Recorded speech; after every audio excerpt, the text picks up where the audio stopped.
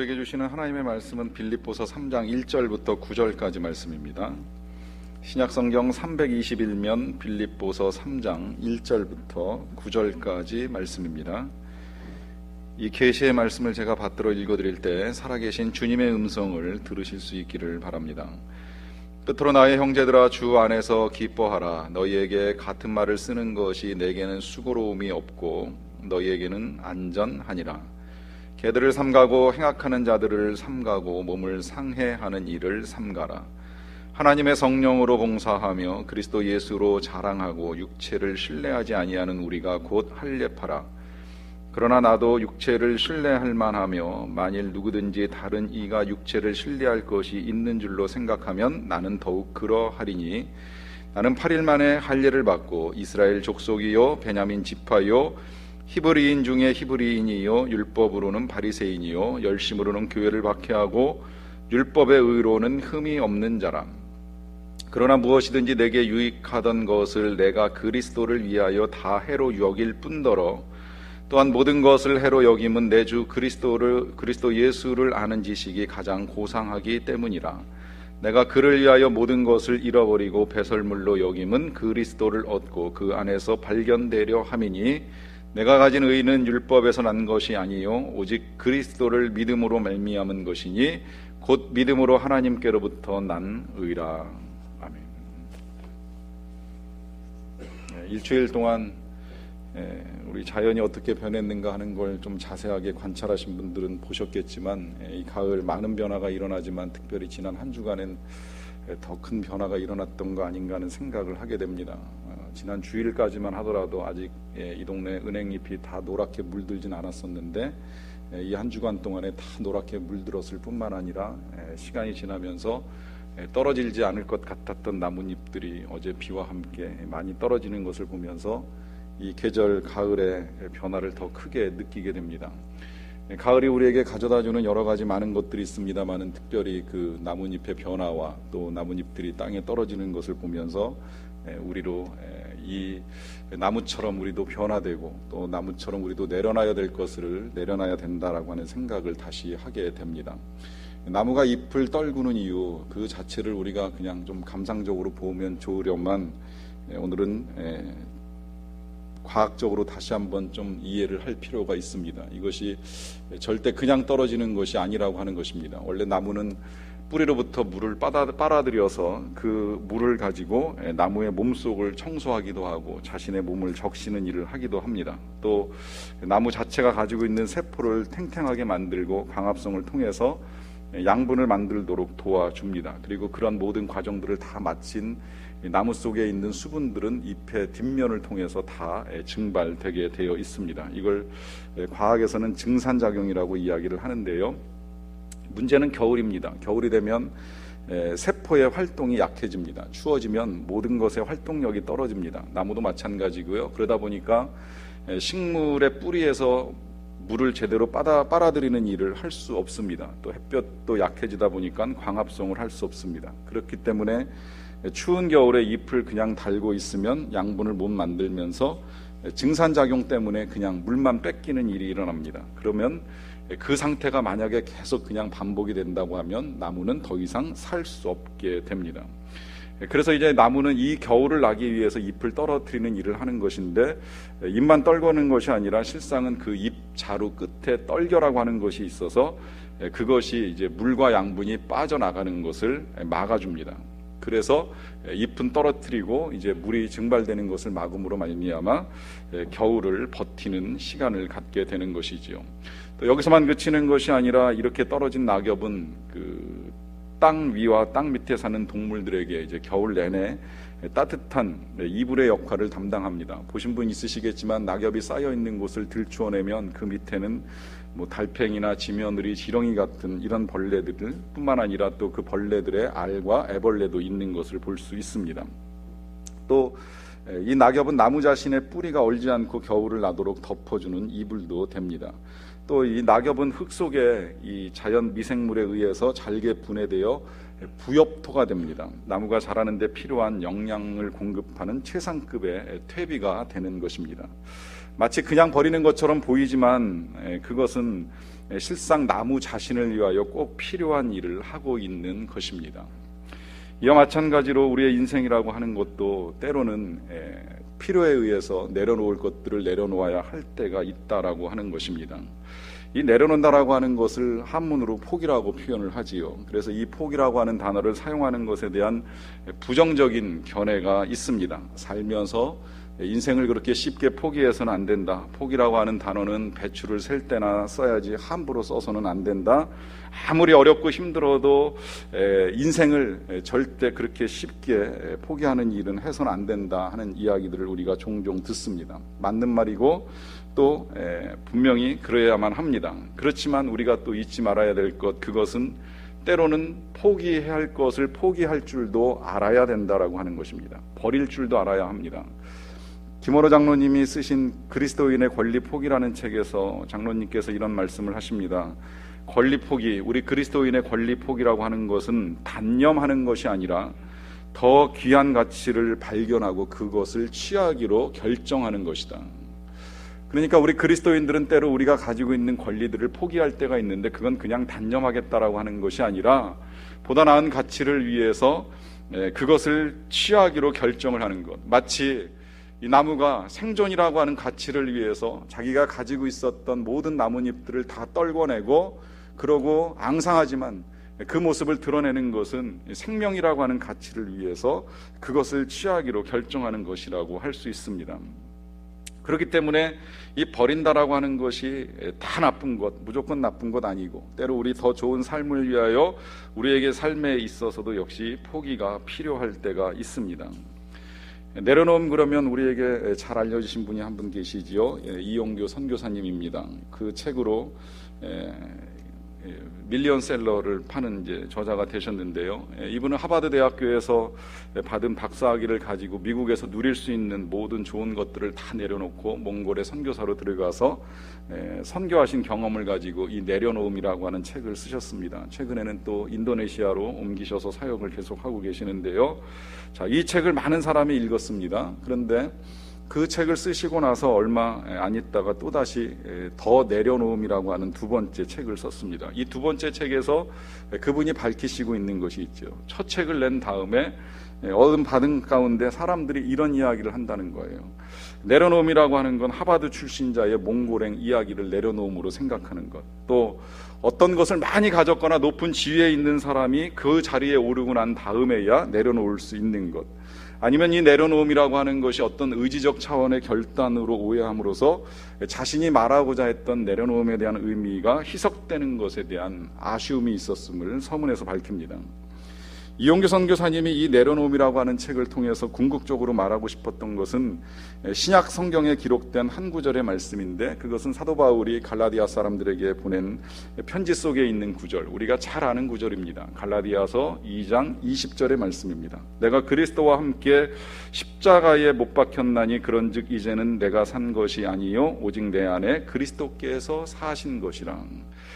이 말씀, 이젠 내가 산 것이 아니라 난 죽었고, 난 십자가에서 예수 그리스도와 함께 죽었고 내가 살아있다면 그것은 내가 사는 것이 아니라 내 안에 예수 그리스도께서 살고 계시다라고 하는 이 말씀, 이해하기가 어렵지만 이 이해하기 어려운 말씀을 한마디로 이용규 선교사님은 그것이 내려놓음이라고 우리에게 가르쳐 준 것입니다. 그리고 그 내려놓음의 삶이 구체적으로 어떤 것인가라고 하는 것을 자신의 경험과 삶을 통해서 예를 들어서 우리에게 보여준 거예요. 이게 제가 지난주에 소개해드렸던 변화와도 밀접한 관련이 있습니다. 그 도은미 사모님 이야기에서 고쳐달라 하지 말고 죽여달라 말씀하셨는데, 이 죽여달라고 하는 것이 말하자면 십자가에서 나를 내려놓겠다는 거예요. 내가 십자가에서 예수님과 함께 죽은 존재, 더 이상의 나는 없고 오직 내 안에 내가 생명이 있고 내가 살아갈 수 있는 이유가 있다면 그건 예수님 한 분뿐이라는 것, 그리고 내 힘으로 사는 것이 아니라 하나님의 힘으로, 그리스도의 힘으로 그리스도와 함께 살겠다는 결단을 하는 것입니다. 변화는 예수님을 사랑하는 것이지 절대 나를 사랑하는 것이 아닙니다. 여러분, 내가 나를 사랑하면 인생은 병듭니다. 그러나 예수님을 사랑하면 우리의 인생이 건강해집니다. 이 예수님을 사랑하기 위하여서 나 자신을 내려놓는 것이 변화이고 또 그것이 십자가에 못 박힌 삶을 인정하는 것입니다. 사도 바울은 종교적 열심이 대단했던 사람입니다. 그는 뭐 유대교에 있을 때나 기독교에 있을 때나 똑같은 열심을 가지고 있었던 사람이죠. 그가 가지고 있었던 자랑거리들을 이렇게 열거합니다. 그러나 나도 육체를 신뢰할 만하니 만일 누구든지 다른 이가 육체를 신뢰할 것이 있는 줄로 생각하면 나는 더욱 그러하리니 나는 8일 만에 할례를 받고 이스라엘 족속이요 베냐민 지파요 히브리인 중에 히브리인이요 율법으로는 바리새인이요 열심으로는 교회를 박해하고 율법의 의로는 흠이 없는 자라. 조금 길기는 합니다만은 한마디로 그냥 말씀을 드리자면 나 되게 잘났다 하는 말입니다. 그런데 그 잘난 이유를 이제 쭉 이렇게 이야기를 하다가 그런 그가 7절과 8절로 넘어가면서 이렇게 말합니다. 그러나 무엇이든지 내게 유익하던 것을 내가 그리스도를 위하여 다 해로 여길 뿐더러 또한 모든 것을 해로 여기면 내 주 그리스도 예수를 아는 지식이 가장 고상하기 때문이라. 내가 그를 위하여 모든 것을 잃어버리고 배설물로 여김은 그리스도를 얻고. 바울은 그가 그토록 신뢰하고 자랑스럽게 여겨던 것들, 뭐 할례 받았다는 거, 이스라엘 족속이라는 거, 베냐민 지파 한때는 사울 왕의 후손이라고 하였다는 이 사실, 이 모든 것들 또 바리새인이기 때문에 말씀을 철저하게 공부하고 그 말씀을 지키기 위하여 1.1획도 가감없이 율법 따라 살려고 애썼던 이 모든 것들을 다 해로 여긴다고 말합니다. 심지어 배설물이라고까지 표현을 합니다. 여러분, 우리 인간의 본성 가운데 한 가지는 내가 내 힘으로 만들어낸 모든 것들을 다 귀하게 여기는 마음이 있습니다. 그것이 유형이든 무엇이든 뭐든지 다 소중합니다. 그래서 우리가 자식을 사랑하며 살아가는 것과 이유 가운데 한 가지는 이 자식이 우리를 통하여 만들어졌기 때문입니다. 그것이 뭐 하루의 수고든 10달의 수고든 이 자녀가 우리를 통하여 만들어진 나 닮은 귀한 작품이기 때문에 자녀를 향한 애정을 끊어내는 건 누구나 다 어렵게 생각을 합니다. 뭐 이런 것들뿐만이 아니라 뭐 내가 쓴 책이라든지 내가 쓴 일기, 내가 만들어 놓은 음식, 심지어 내 이름까지라도 내 명예까지라도 내 것이라고 여겨지는 건 내가 만들어서 이만큼 만들어 올려놓고 이 수준이 되게 만들어 놓은 것을 귀하게 여기지 않는 것이 하나도 없습니다. 그러니까 이걸 건드리면 화가 나는 것이고 또 이걸 누군가 인정해 주지 아니하면 그것 때문에 분노가 치밀을 때가 있습니다. 난 이걸 만들기 위해서 이만큼 애를 썼는데 왜 다른 사람들이 이걸 몰라주는가라고 하는 것 때문에 화가 납니다. 그런데 그 수많은 것, 우리가 그렇게 사랑하고 애착을 가진 우리의 그 창작물들 가운데 유일하게 사랑하지 않는 것이 있죠. 그건 우리가 만들어낸 배설물입니다. 혹 여러분들 가운데 이걸 만들어 놓고 버리기가 아까워가지고 이걸 어떡하지라고 하면서 애지중지하고 계시는 분 없지요. 아무리 힘들게 만들었다 할지라도 며칠 동안의 변비 때문에 고생하며 만들었다 할지라도 그것 때문에 이걸 버릴 수 없다라고 생각하는 사람은 단 한 사람도 없습니다. 그런데 놀라운 건 지금 사도 바울이 자신이 가지고 있었던 것, 자기의 가문, 자기의 명예, 자기의 학벌, 자기의 그 모든 것들을 다 이같이 여기는 거예요. 아무것도 아닌 것처럼 여기는 거예요. 미련 없이 버리겠다 그래요. 배설물처럼 버리겠다라고 이야기를 합니다. 왜 그럴까요? 왜 그럴까요? 이유는 한 가지, 그리스도 때문입니다. 다시 말하면 예수를 믿는 자에게 이런 것들이 다 아무 소용이 없다는 것을 알았기 때문입니다. 내가 한 일이지만 아무 소용없는 것들. 그래서 8절의 하반절과 9절에 그는 이렇게 이야기합니다. 다 그리스도를 얻고 그 안에서 발견되려 함이라. 이 같은 것들을 가지고 있을 때는 몰랐어요. 그것이 전부인 줄 알았습니다. 그런데 예수님 만나고 나서 달라졌어요. 이 같은 것들이 다 아무것도 아니라는 걸 알았습니다. 그래서 버리기를 배설물처럼, 쓰레기처럼 버린다고 고백을 합니다. 예수 그리스도를 아는 것 이외에는 아무것도 소용없고 필요 없다라고 하는 것을 분명하게 밝혀주고 있습니다.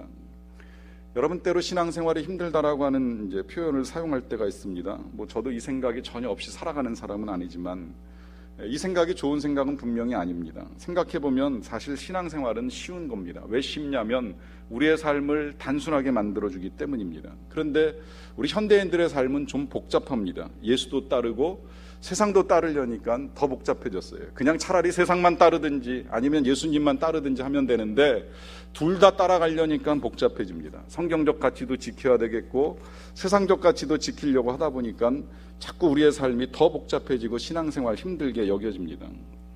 그러니까 제자의 삶 그러면 제일 먼저 가르치는 것은 단순함입니다. 단순하게 살아야 된다는 거예요. 그런데 단순하게 사는 방법, 그건 뭘까요? 진짜 단순합니다. 버리면 되는 것입니다. 버릴 것들을 버리면 돼요. 그러면 단순해집니다.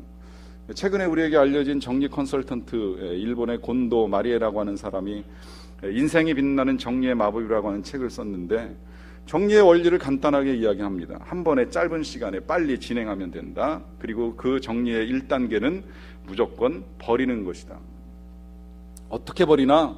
힘들면 물건을 놓고 하나씩 하나씩 검토를 하면서 마음의 설렘을 가져다 주지 않는 것 버리라는 거예요. 필요 없다 여겨지는 것 과감하게 버리라는 겁니다.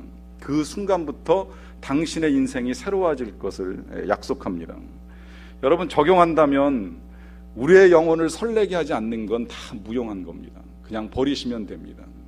내 영혼을 설레게 하지 아니하는 시간은 무용한 시간이 될 수 있습니다.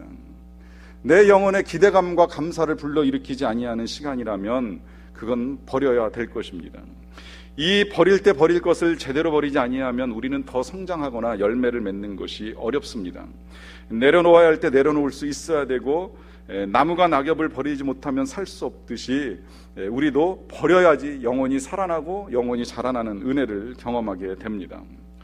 자, 그렇다면 무엇을 어떻게 내려놔야 될까요? 이용규 선교사님은 더 내려놓음이라고 하는 책에서 이렇게 말씀합니다. 진정한 내려놓음은 학벌을 내려놓고 좋은 환경을 내려놓으라는 것이 아니다. 또 나의 삶이나 꿈을 포기하라는 것도 아니다. 그 꿈을 하나님께 맡길 뿐만 아니라 그 길이 아니라면 하나님의 뜻에 온전히 순종하겠다라고 하는 결단을 말하는 것이다. 이 모든 길에 하나님을 의지함이 없고 또 하나님을 사랑함이 없으면 그것은 오직 자기 애와 자기 의를 드러낼 뿐이다. 이것을 아는 것이 곧 내려놓음의 시작이다. 우리의 열심이 하나님을 감동시키는 것은 맞지만 하나님으로부터 무언가를 얻기 위하여 열심을 보이는 건 그건 자칫하면 자기를 드러내는 자기 의의 다른 모습일 뿐이라고 하시는 말씀입니다. 이것을 이해하기 위해서 이해하기 쉽게 예수님께서 말씀하신 비유가 한 가지 있죠. 예수님이 이런 비유를 드셨어요. 종이 밭에 나가서 열심히 밭을 가는 수고를 하고 돌아왔습니다. 돌아와가지고서 주인이 바로 밥을 차리라 그래요. 열심히 음식을 또 준비했습니다. 음식을 준비하고 나니까 주인이 말하기를 내 옆에 서서 내 식사가 다 끝날 때까지 수종을 들어라 명령을 내립니다. 그렇게 말씀하신 예수님이 그 뒤에 이렇게 붙이셨어요. 그러고도 종에게 감사하는 일은 없을 것이다. 오히려 종이 이 모든 것들을 다 행한 후에 이렇게 말해야 한다. 우리는 무익한 종입니다. 하여야 할 일을 마땅히 한 것뿐입니다. 여러분, 잘 생각해 봅시다. 왜 예수님께서 이것을 가르치셨는지. 우리 사람들은요, 누구라도 수고한 다음에 보상받는 것을 원합니다. 우리 그 세상은 이 시스템으로 돌아가요. 수고하면 월급을 받든 일당을 받든 받게 되어 있습니다. 열심히 더하고 야근까지 하면 특근수당, 야근수당 받고요. 그리고 또 일정한 기간이 되면 진급이라고 하는 보상을 받게 되어 있습니다. 여러분, 이 세상의 원리에 매여 사는 우리들이 그 원리가 교회에서도 똑같이 적용된다, 하나님의 나라에서도 이 원리에 따라 살아간다 생각하시면 그러면 상처받을 가능성 있습니다. 물론 하나님의 나라에도 보상이 있고 상급이 있습니다. 그러니까 우리가 열심히 수고한 것들에 대해서 하나님 나라에서 예비된 상급과 면류관을 쓰게 되어 있습니다. 그러나 분명한 것, 하나님의 나라에 준비된 것이지 이 땅에서 받을 것은 아니라는 거예요. 만약에 이 땅에서 받을 것이 있다면 주님이 그 부분도 분명하게 말씀하셨죠. 저희들은 저희들의 상을 미리 받았느니라고 하면서 하늘에서는 더 이상 받을 것이 없다는 것을 분명하게 가르쳐 주셨습니다.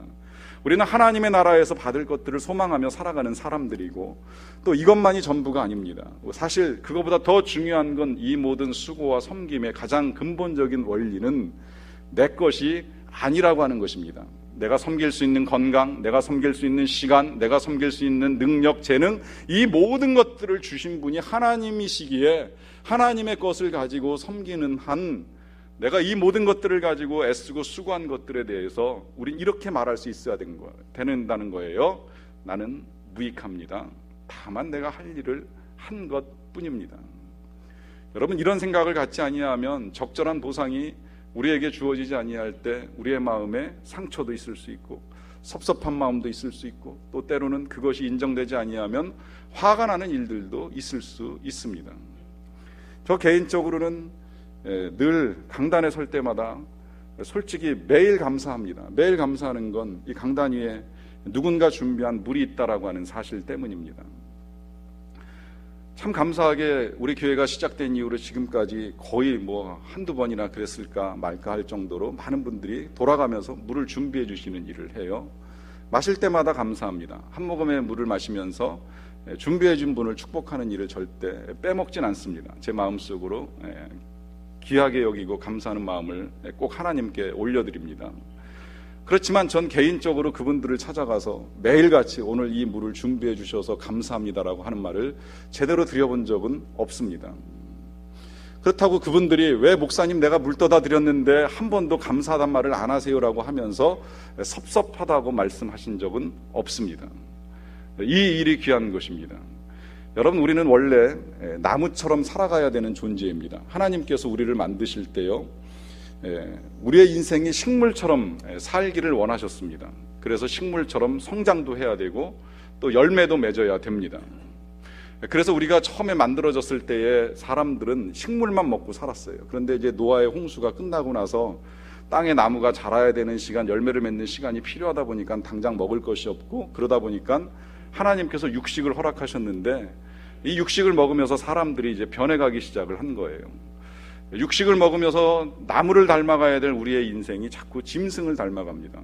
사실인지는 모르겠는데 누가 그런 말씀하시는 걸 들어봤어요. 우리나라 사람들은 죽을 때 제일 많이 찾는 게 어머니라 그러잖아요. 어머니의 품에서 이제 태어나고 어머니의 품에서 젖을 먹다가 어머니의 품에서 성장을 하고, 그러다 보니까 어머니와 밀접한 관련이 있어서 대부분 사람들이 죽을 때가 되면 어머니를 찾는다 그래요. 그런데 미국 사람들은 죽을 때 어머니를 찾는 게 아니라 마지막으로 우유 한 컵 더 먹고 갈 수 없느냐 하는 이야기를 한다는 겁니다. 그게 그들이 먹은 거였기 때문이라 이렇게 이야기하는데, 사실인지는 모르겠지만 어쨌든 우리가 먹는 것이 채식에서 육식으로 변화되면서 좀 거칠어지고 또 폭력적이 된다라고 하는 이 사실을 부정하는 건 정말 어렵습니다. 분명한 건 우리는 동물을 닮는다면 양, 무지하고 무식해서 목자의 인도를 받지 아니하면 정말 헤매기 쉬운 양 정도일 뿐, 실상 주님은 우리가 나무같이 잘 자라고 아름답게 열매 맺고 때를 따라 변화될 줄도 알고 때를 따라 내려놓을 줄도 아는 그런 인생이 되기를 원하셨어요.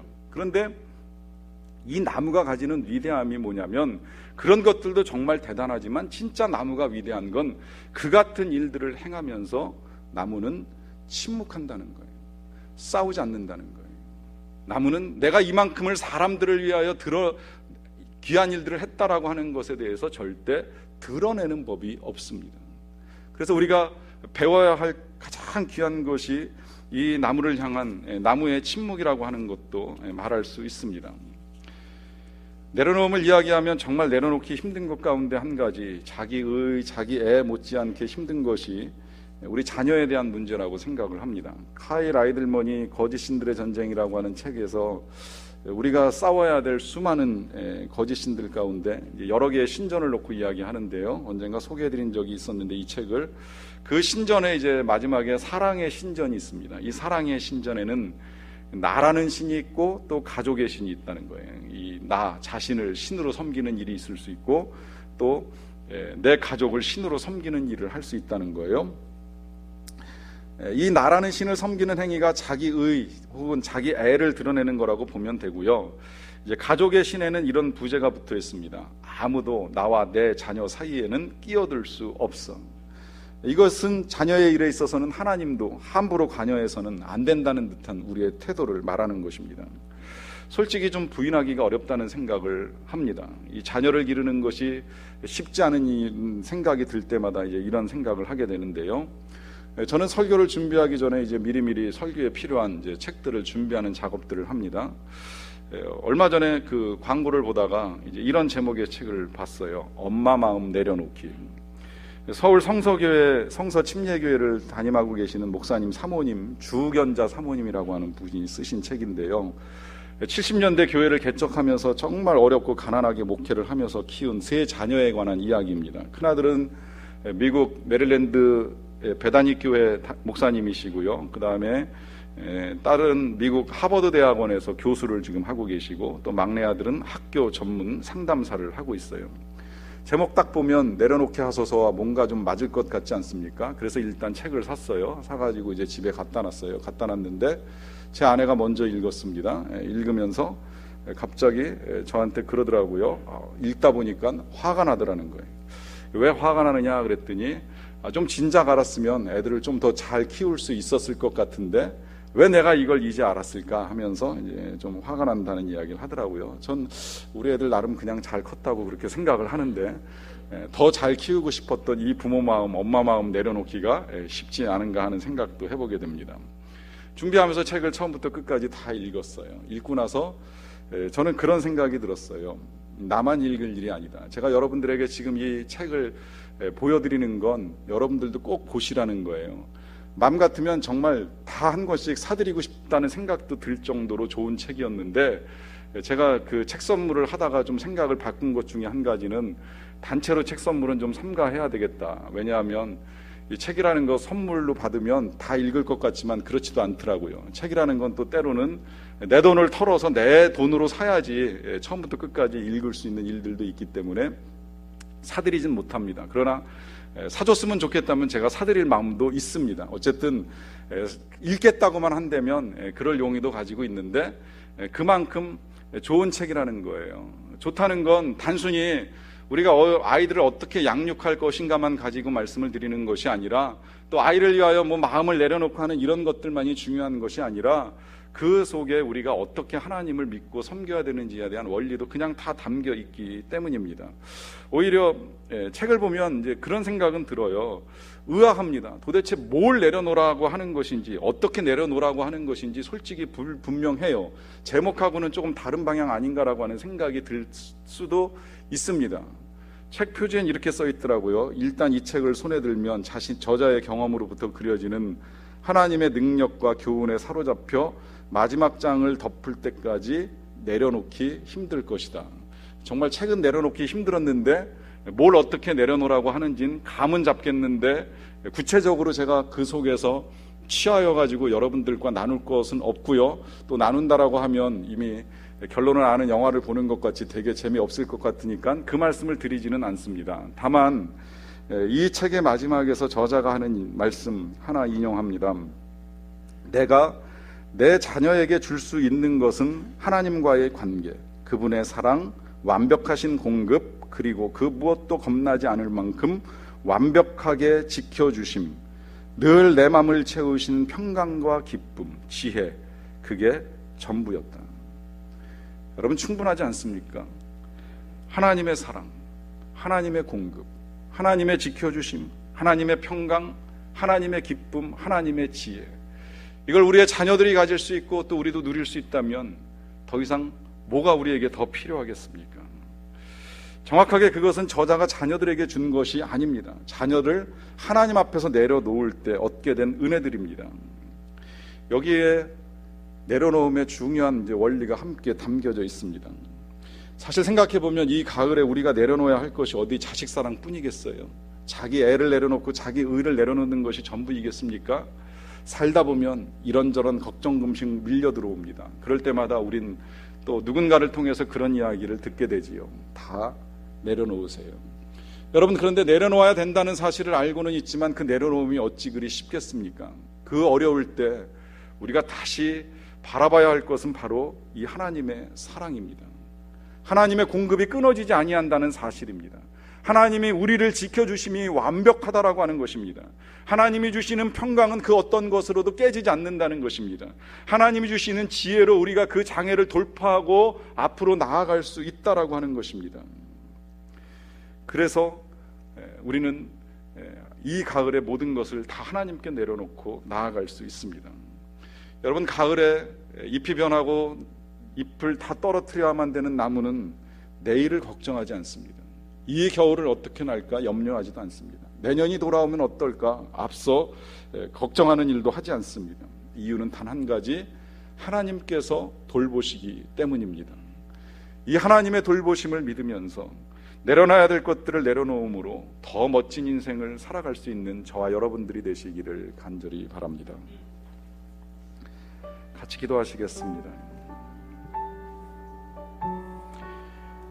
여러분, 이 아침에 우리는 오늘 하나님의 말씀을 들었습니다. 때로 우리가 귀하게 여기던 것, 아니면 염려하고 걱정하던 그 모든 것들, 그 어떤 것들이라 할지라도 다 내려놓을 것을 당부하시는 하나님의 말씀입니다.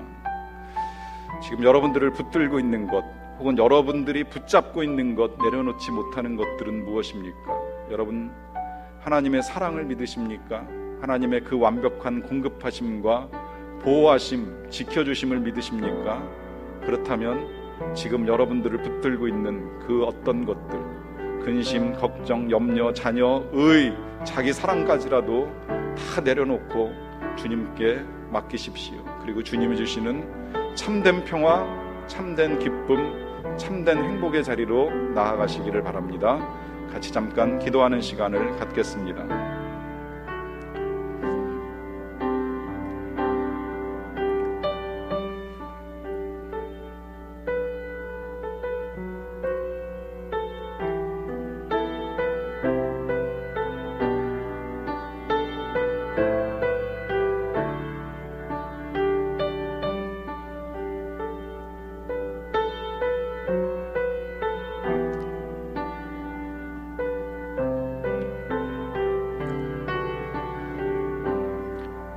하나님 우리 아버지 감사합니다. 이 가을 낙엽을 떨구는 나무를 보며 침묵으로 우리에게 가르치는 하나님의 음성을 듣게 하여 주셔서 감사드립니다. 우리도 이 가을에 내려놔야 될 것들을 내려놓게 하여 주시옵소서. 자랑하고픈 우리의 의, 우리의 수고, 우리의 사랑, 모든 것들을 내려놓길 원합니다. 우리의 마음의 염려로 찾아왔던 근심 걱정거리들을 다 하나님께 맡기며 나아갑니다. 아버지께서 우리를 사랑하시기에 우리를 보호하시고 우리의 필요를 채우시고 우리를 선하게 인도하심을 믿사옵나이다. 그러하오니 이 모든 것들 다 주께 내려놓고 주님께 맡기고 주님이 주시는 참된 평화와 기쁨으로 살아가는 자들 되게 하여 주시옵소서. 예수님의 이름으로 기도하옵나이다.